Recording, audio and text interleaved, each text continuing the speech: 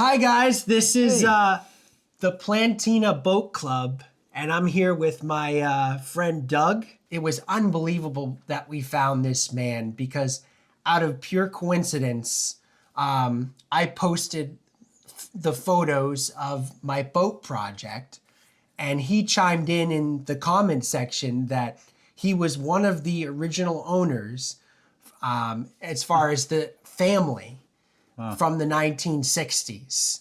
And please welcome Chuck Benton to the podcast here. And Hello there, Chuck. hi, Chuck. Good to be here.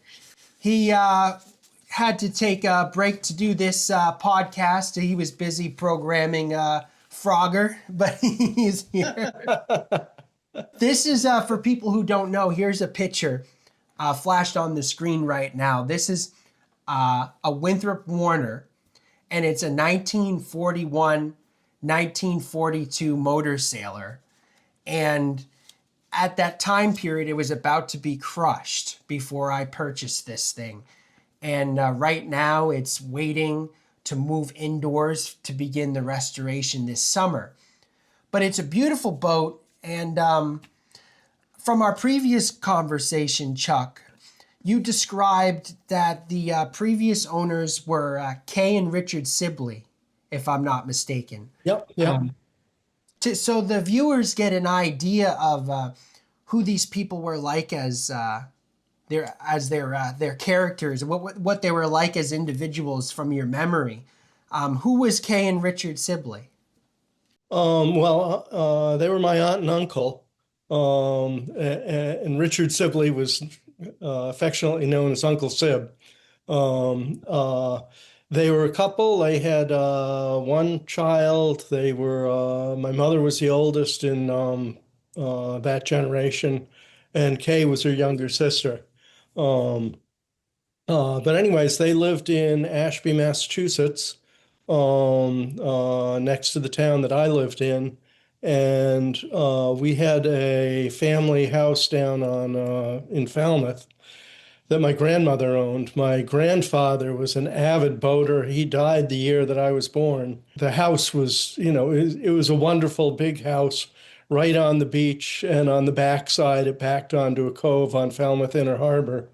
And that had gone, into the 1800s as far as family presence in Wow. that neck of the woods. They had a smaller sloop called the Shorelark.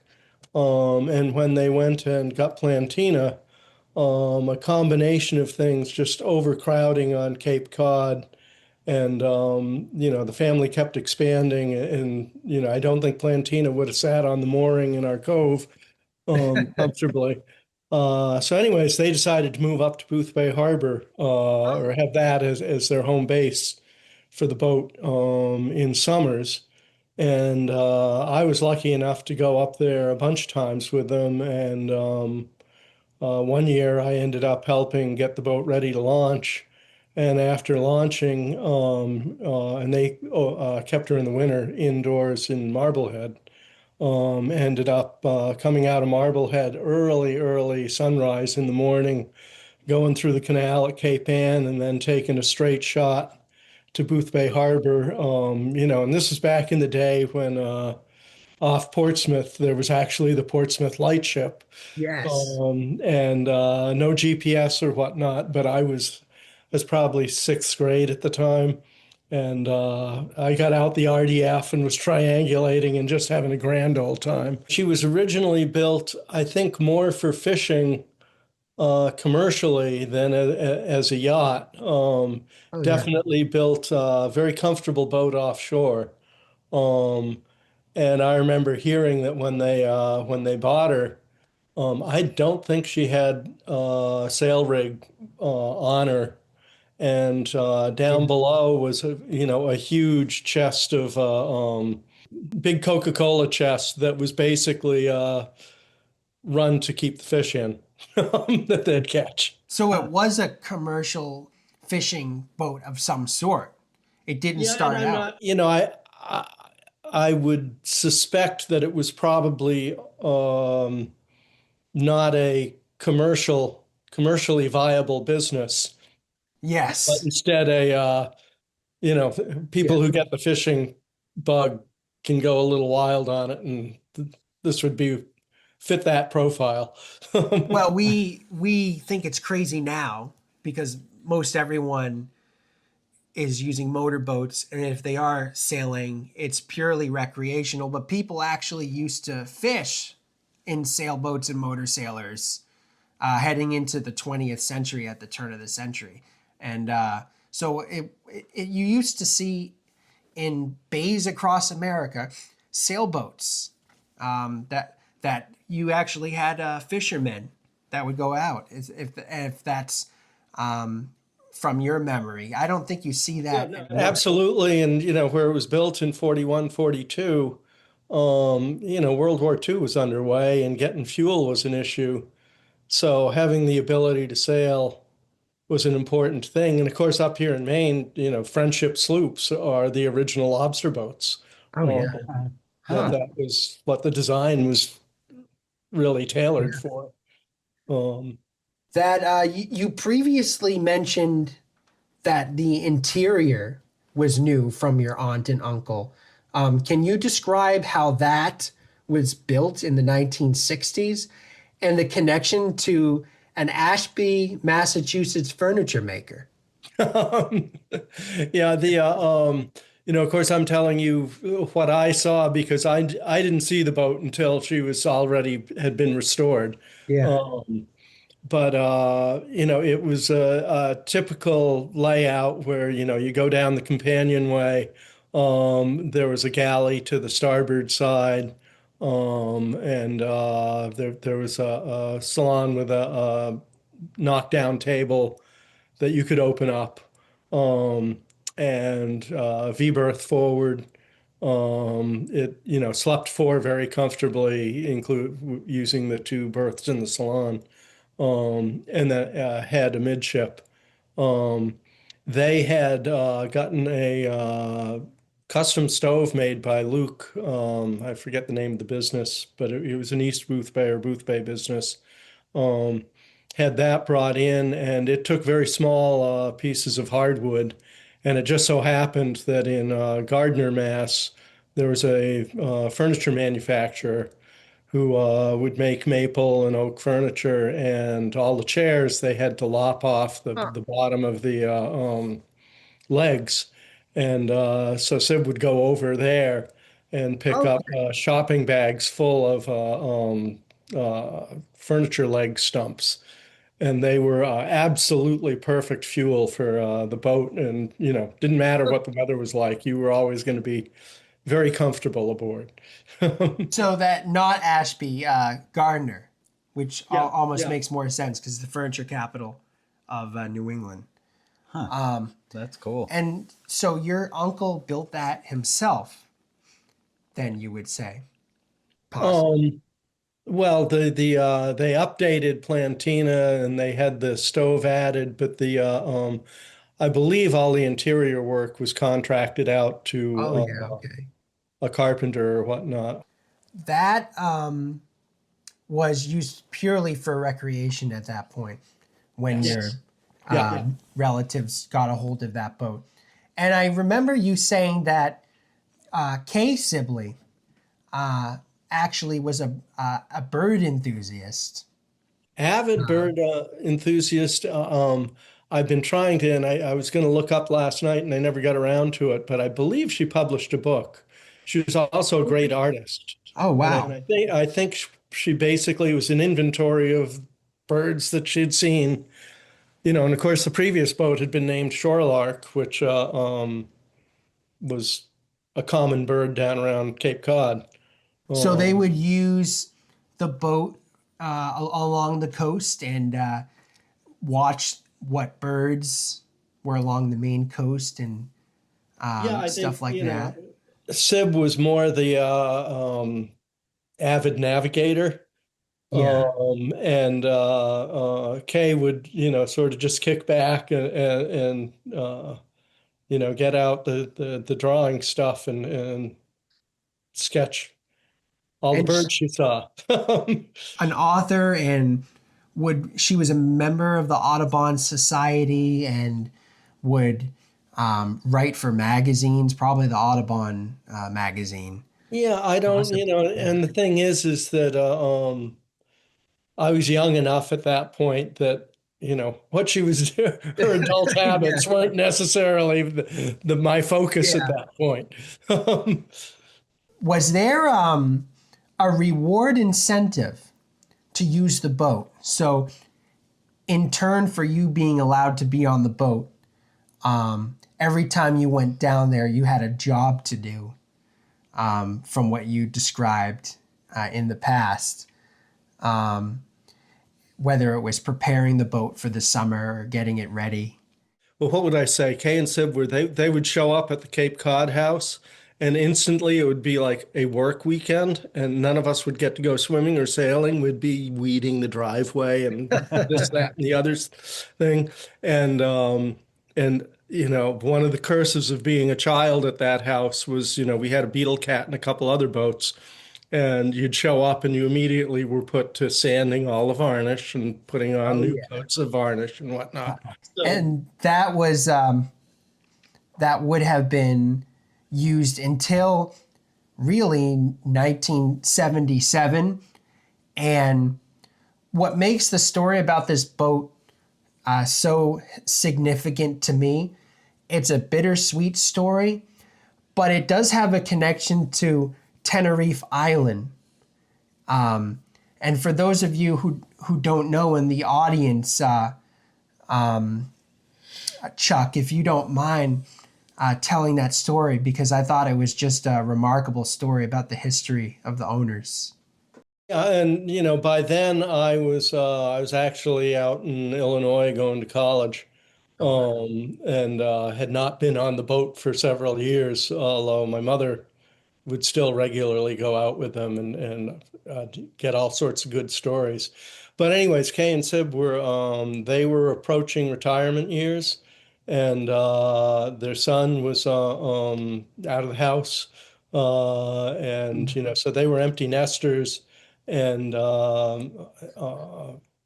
had enough income to be able to take a lot of vacations. Yes. Um, so they would escape during the winter. I think it might have been the Canary Islands as opposed to that they were switching planes there. It's a single runway with no taxiway, so it's like flying out of a little airport, but the runway is big enough for 747s. Yeah. And it was a foggy day. The two airlines involved, Pan American and KLM Royal Dutch, count 576 victims, 328 of the 396 aboard the Pan Am plane, all 248, including 4 Americans aboard the KLM plane.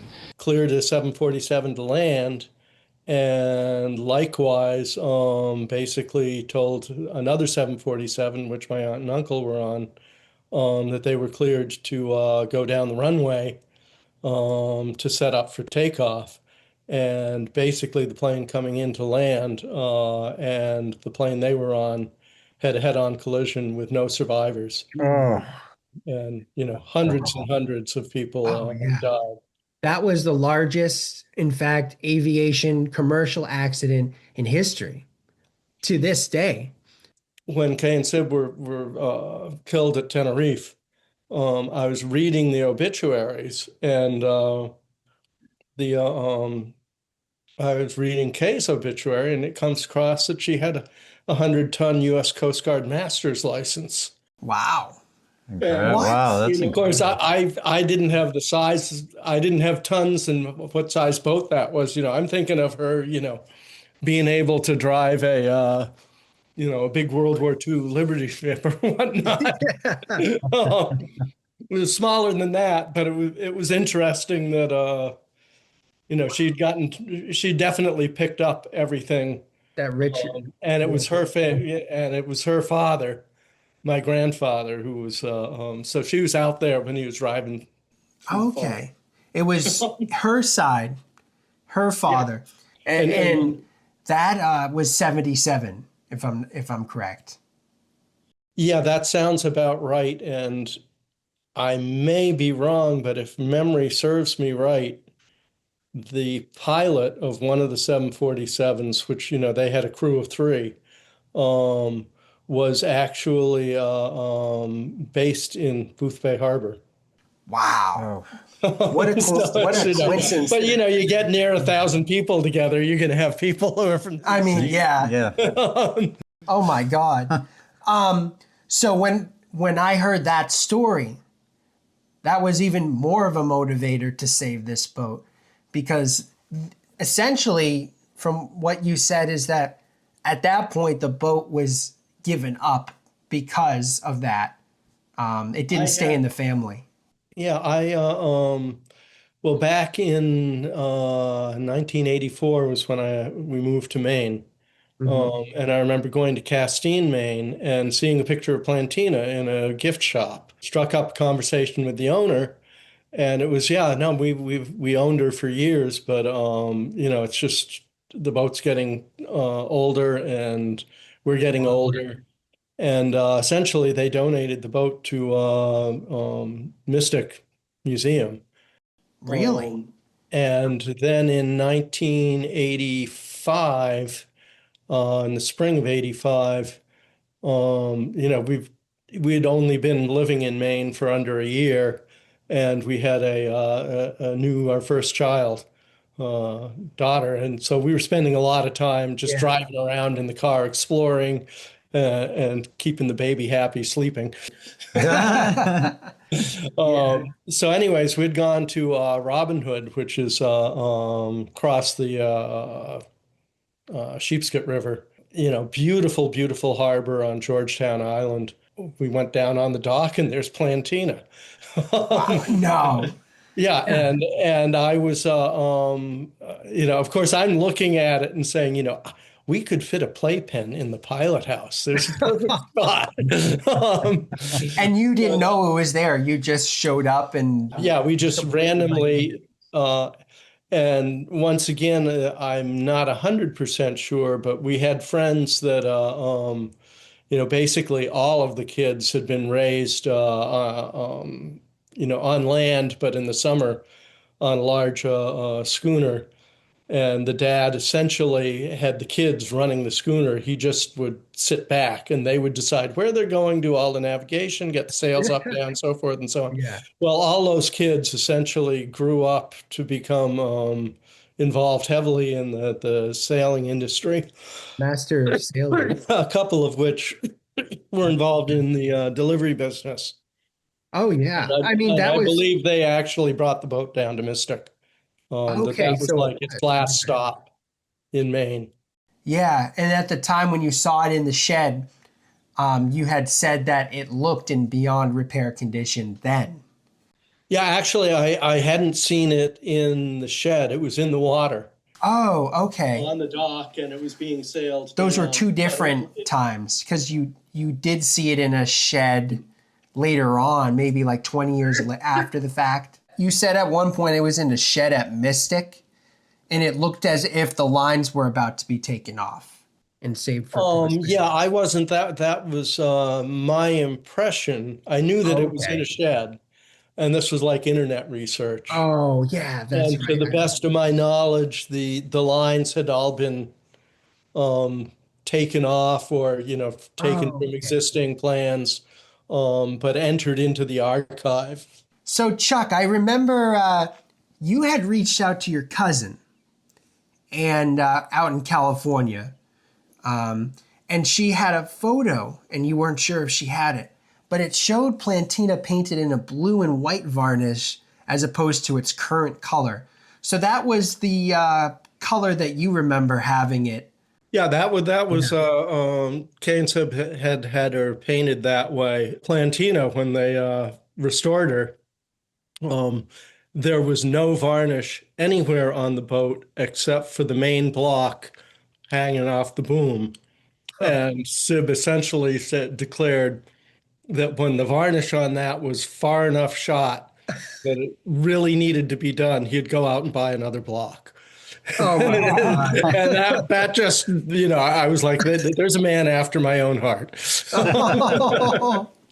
and that is really just the tip of the iceberg. And this is a picture of it on the screen right now. This is this would have been taken sometime, that blue and white photograph that you sent me, in the 70s, or this would have been late. 70s or 60s. Yeah. And you also said that this was the biggest mast in the harbor for a 36-foot boat. I like from your memory.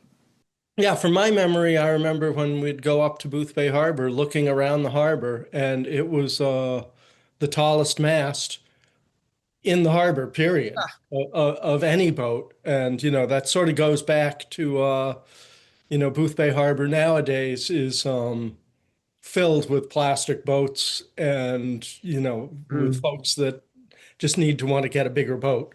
Yeah. and that on a 36-foot boat, to have the tallest mast in an entire harbor, that's ridiculous in and of itself. It was a tall rig, but she I remember one time going up there, and it was blowing stink. It was small craft warnings, and surprisingly, they fired up the engine and let's go sailing. And I remember Sib going out and raising the main, and them going off and filling the sail. And she just stiffened right up, and they got the Jenny out. And next thing you know, it was just there was no uncomfortable motion, and Plantina was just parting the ocean as she sailed forward. Like Moses in the Red Sea. Yeah.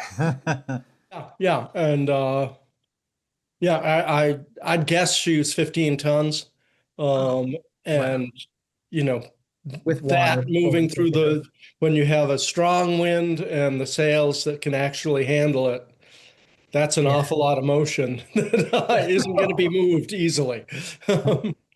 So it's for those of you who don't know about the measurements, because we reconfirmed the measurements, and here's a picture of the mast just to get an idea of how ridiculously long this thing is. It turned out to be a 55-foot mast, if you can believe that, when we measured it again. And it just blows my mind. And it's all solid Sitka spruce of a mast, or at least spruce. We don't know what area of the country where they would have got the wood. We do know it was built in Connecticut, in New Haven shipyard in the 1940s.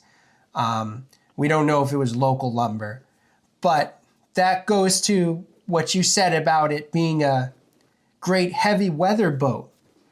And some people don't really know what that means anymore, but this is an unusual ship compared to boats you can buy, the plastic boats today, in the shape of the keel, because this is a full deep keel.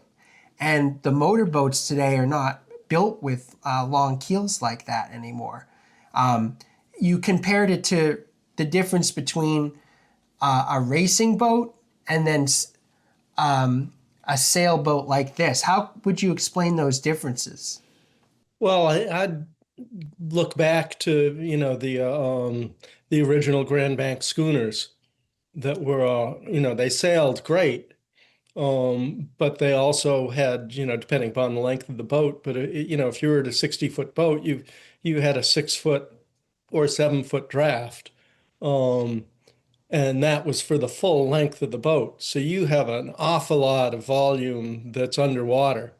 But, this is the kind of boat that you're going to sail out to the Grand Banks and be out there for a couple of weeks before you come back, and basically go through whatever weather it can throw at you. And that's not something that, 90%, 95% of the boats that you see in a harbor aren't going to go offshore for weeks and, No. come back with everybody comfortable saying, when can we do it again? I guess it runs in your family blood, because your grandfather was Commodore of the Charles River Yacht Club. Yep. And Bill Durkee, I believe, was his name. and also a character by the name of Captain Black. Can you describe your grandfather and Captain Black and that generation of sailors? Yeah, so my grandfather, as I mentioned, I have family roots that were summering down in Falmouth, Mass, back into the 1800s, and so he grew up around boats and just had the fever forever. His log books were immaculate, and every bridge opening, when he pulled anchor, when he set anchor, et cetera, et cetera. And Captain Black was retired and basically living out the last few years of his life in Booth Bay Harbor, and ended up through the friends that I'd mentioned that were in the boat delivery business. They knew him, and we ended up going and meeting with him. And he essentially said that my grandfather was one of the last true yachtsmen. Yes, yes. I believe you said one time his idea of a good day was going down to Cape Cod, having it totally socked in, finding the currents and dead reckoning navigation to see how close he could come. Yeah, to Can 9. A total logger. Yeah. And that was just and he designed from a navigation perspective, if you're doing celestial nav and you're in a sailboat, you're going slow enough that all your different angles that you're getting off the stars will triangulate into a spot that's relatively close. You get into an airplane and you're going along at 150, 200 knots. That's a totally different thing. And he ended up designing essentially a spherical sextant that would allow you to take the readings on 3 different stars simultaneously, lock it, and then you could go to the books and get an accurate spot of where you were. So, suffice to say that when you saw the Facebook posts that we posted of the boat, you were shocked or surprised, to say the least, when you saw that picture again? Yeah, oh, absolutely. I assumed that when it went into a warehouse at Mystic, that that was going to be its forever home. And my guess is Mystic has more boats coming in than it has warehouse space, and it was decided that well, okay, we got to cull a few out of here, and I don't know exactly what the process was for where it ended up going to the folks that you bought it from. Nice piece of history got saved. Oh, yeah. And it was, for those who don't know what happened in the last 4 years, it was very mysterious. The boat was being decommissioned. They were selling out all of the copper hardware, and they were auctioning off the mast. And it was going to be used as a restaurant decoration, and they put the boom up. Now, the boom sold before I got the chance to buy the boat. When I saw the boat in person, they were not selling it with the mast. And I said, oh no, I need the mast too. This can't go without the other. So I cut a deal and I bought it with the mast. I didn't save the boom. I saved all of the copper hardware and brass hardware on the mast and interior, and 90% of the stuff is there. But what I found out was that this boat is actually really significant. If you look back at its original history, I tracked down the original blueprints, and here's a photo of it on the screen right now.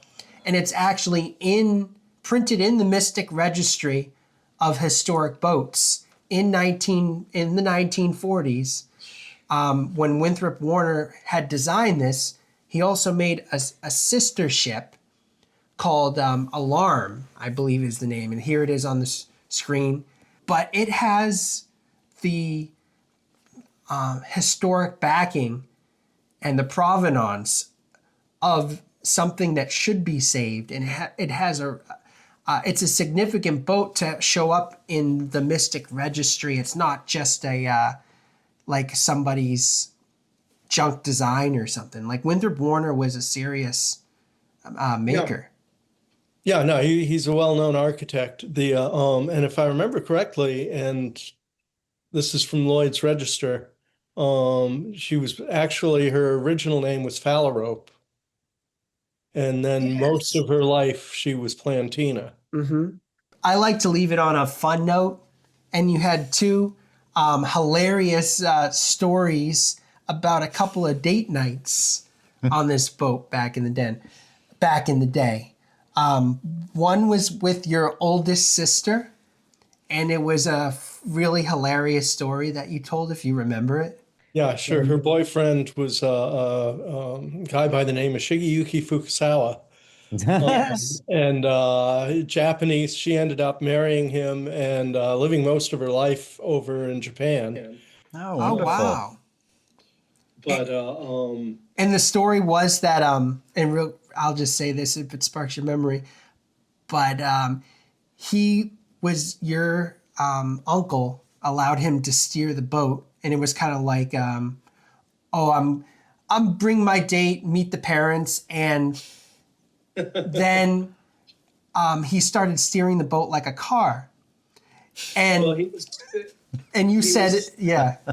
yeah, he ended up. In fact, if you the video that you did prior to this one, at one point there's a shot of the pilot house, and you can see that there's a hatch above the wheel, and it's really very convenient to sit there on a beautiful day and just steer your feet just are right at the spokes of the wheel.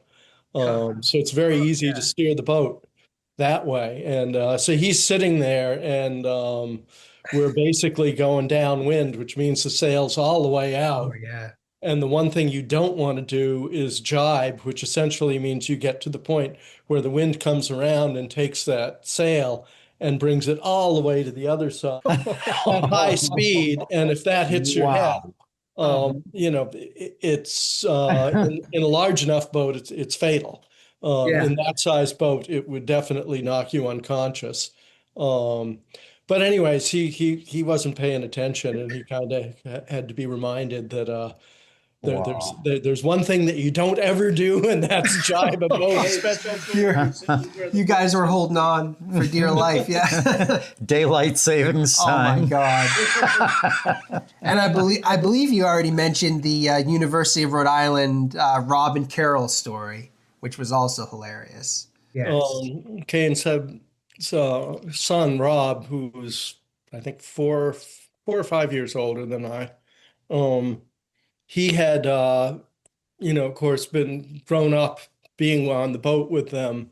When he hit his late teen and early college years, he would crew on other boats, one of them being a Chris Craft Constellation 55-footer twin engine. And he knew his way around boats, and actually ended up, he was in the Coast Guard. But when he was courting his wife, she came up and they went out sailing. Once again, one of those days when it was blowing pretty good, and something got tangled up at the head of the mast. And so they ended up pulling behind an island. So they got out of the big waves and were in, relatively calm waters. And then, of course, Rob was the one who was elected to get in the bosun's chair and be hoisted up the 55-foot mast. Yeah. And he was just approaching the top when around the corner comes some huge twin-engine motor yacht that's pulling a 3 or 4 foot wake and goes roaring by them. And Nobody's told me exactly what Rob said when he was up there, but he was screaming bloody murder as the boat's going Holding on for dear life. Wow. Not for the courage of the fearless crew, the minnow would be lost. The minnow would be lost. This is, I love the stories with this thing, and I think it's really remarkable and rare for new owners 50, 60 years later to track down the original owners of a sailboat. It doesn't happen a lot, so when that happens, I love to document as much as I can about it, because these stories will stay with the boat, and future owners after you're gone, after I'm gone. So Yeah, no, that's one of the wonderful things about doing the videos such as you're doing. Yeah. And of course, you kind of treat me as an owner, and no, I was